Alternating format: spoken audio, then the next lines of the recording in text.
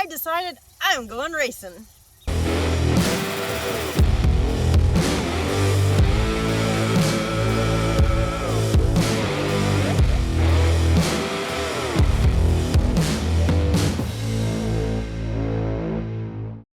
Through a convoluted turn of events, I decided I wanted to build my own cycle cart and maybe go racing.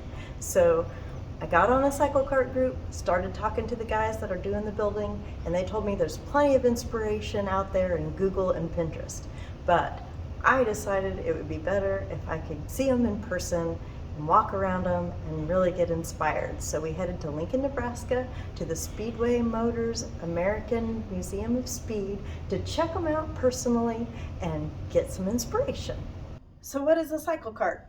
A cycle cart is a smaller model of a vintage race car, basically. You're not supposed to copy it exact. You're supposed to take artistic cues off of the older cars, usually something pre-1930s, and incorporate it into a smaller version of a race car. They usually have little Honda 6.5 horsepower motors, and they do race them in events all over the country. And I am just so down with all of that. So get a car like this. Part of it is they have to have like a 17-inch spoke wheel, the smaller body. Of course, the engine's usually moved to the back, but leaf spring suspension, a lot of characteristics of these early race cars, just in a smaller model. So what's not to love about all of that? So now this one is more of your stereotypical cycle cart template. It's favorite race car red. It's got the tapered in back end. It's got the leaf spring front, the spoke wheels, the long nose. It's tiny, handbrake, all the little bells and whistles of what you're looking for your template for your cycle cart. So, you know, I dig it. I can see why people are into it. I just want to make mine a little bit more unique. This one's a little bit more of a luxury item. I mean, the plush leather inside, the beautiful yellow paint. It might be a little too high end for racing for me. Now this one has the leather straps that are holding the hood down. It's a very common feature, and I'm not totally opposed to it. I love the name of this one, My Pal. I might have to steal the name off of this one. So Anthony and I have been talking about this whole idea, and when I told him that I wanted to do a cycle cart, he said he wanted to build a tow rig for it. Then we come here and we find this. Now the #1 car, the Blue Crown Spark Plug Special, has got a feature that I've noticed a lot of these have. And this is that steering arm that runs outside of the body like that, and then of course the hand brake. And those are two key features that I really want to try to incorporate. And I have to talk to Anthony about how we can make that happen. Now some of these period correct midget cars are really flipping my switches. I mean, I don't know what it is about me. There's so many that is show and shine pretty race cars in here, but I just keep dragging over to the rat roddy looking ones for some reason. So I think mine's gonna have to take some of these kind of cues. It's just gonna be the way it is. So another key feature that I've been seeing about all of these over and over again is these custom front bumpers and grills. All of them seem to have them, but they're all just a little different, sometimes with initials, different shapes. So that's a place where I can be unique, come up with my own design. I'm gonna have to mimic that. I'm gonna have to think about what I want mine to look like. And then check out this one. It's got a back seat. Actually, looking at it, it seats 4. So I can bring the whole family racing, right? Now, put the dog in the back. Anthony can ride shotgun. Now, when it comes to them, this one, everything in here is one of my favorites for inspiration. I like how it has an unusual little bump out there with the louvers, so I think I just need to put some louvers in mine. And I'm gonna have to figure that out because we don't have one of those cutters in the shop, but I know a guy. Maybe he'll be nice.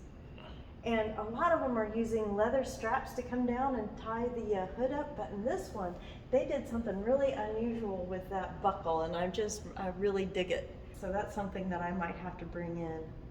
And then of course, it's very much patinaed, so of course I had to come over here and check it out. So I think I found my favorite inspiration car.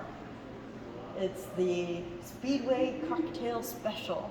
And I love a lot about it. The only thing that makes me nervous about it is that really big, thick, heavy frame. I mean, I love it because it gives that rat rod vibe to it, but at the same time, weight is very important, and that looks really heavy. So I don't know if I'm going to be able to use one of my favorite parts of this car. Okay, hold the phone on everything. Check this one out. You know what's weird about this one is it's frameless. So that makes it lighter right off the bat. Again, it's got the louvers that I like. It has the strap the hood down. Of course, I like that other one better. Big wire wheels already. This one's got four-wheel independent suspension. It's kind of crazy. It's really kind of cool. You ought to check out this rear end on this thing. You know what? This actually might be my car. All right, so we were back from the museum. It's been a couple days now. You had time to kind of think about this. You got a direction on which way we're going here yet? Yeah, I think I want to build the Cornelian. That was the what? I think that was built in 1915. It was driven by Chevrolet in the Indy 500. So the white unibody car. Yeah, it was, frameless, and it had four-wheel independent suspension, which was way ahead of its time. It was also the lightest car to ever run in the Indy 500. So I like that it's a light little car. I liked a lot of the uniqueness of it, and I think it would be a fun one to do. It does have kind of some cool lines and styles to it. Yeah, it's not what everybody's doing, so I think it'll be good. So how far are we taking this? Is it going to have four-wheel independent suspension and all of that stuff? Is this going to turn into a nightmare to build? Or what are we doing here? Well, and all my cycle cart research that I've been doing, most of the time, everybody just forgoes any kind of rear suspension. But that to me just sounds brutal to drive. Although maybe if we did a suspension seat, it would make up the difference for banging in the back. I really like that it had four-wheel independent suspension, but to be honest with you, I'm not the suspension expert. You are. So you tell me whether it's even possible to do the four-wheel independent. Money, anything's possible. Well, I mean, I've got a budget, personally. They say for the cycle carts, you're supposed to keep the price down. And really, I really want this to be my build. I want to actually not have you take over on it. I really want most of everything about it to be something that I did with some of your guidance and help. Okay.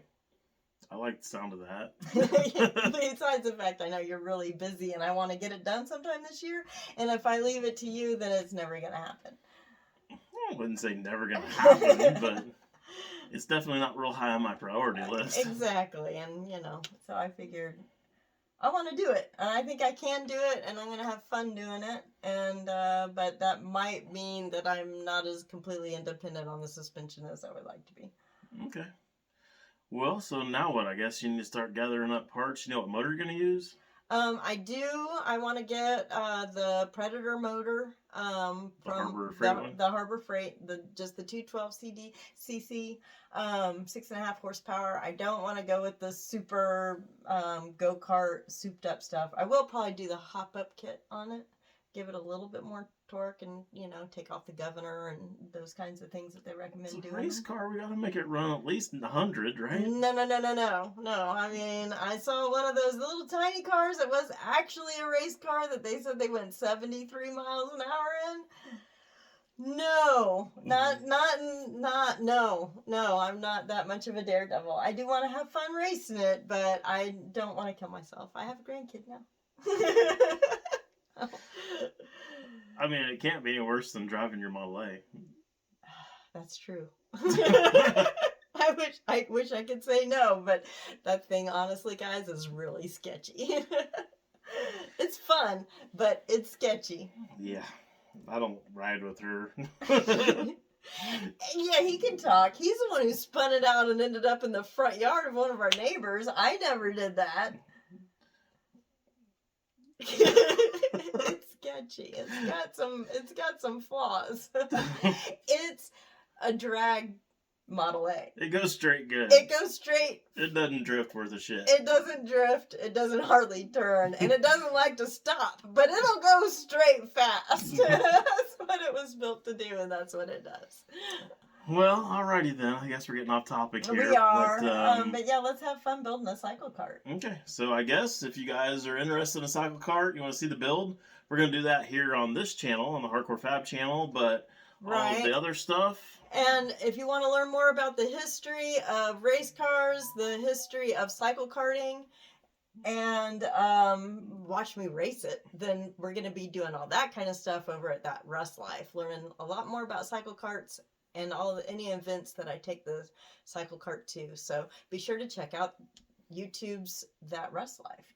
And if you like any of the stuff that you've seen in this video here, aren't you putting together a video for the museum that we went to? Yeah, I am going to put together a Speedway Motors museum video over on That Rust Life. And like I said, anything else about the history of racing and the history of cycle carts and all that kind of stuff, I'll be adding over there.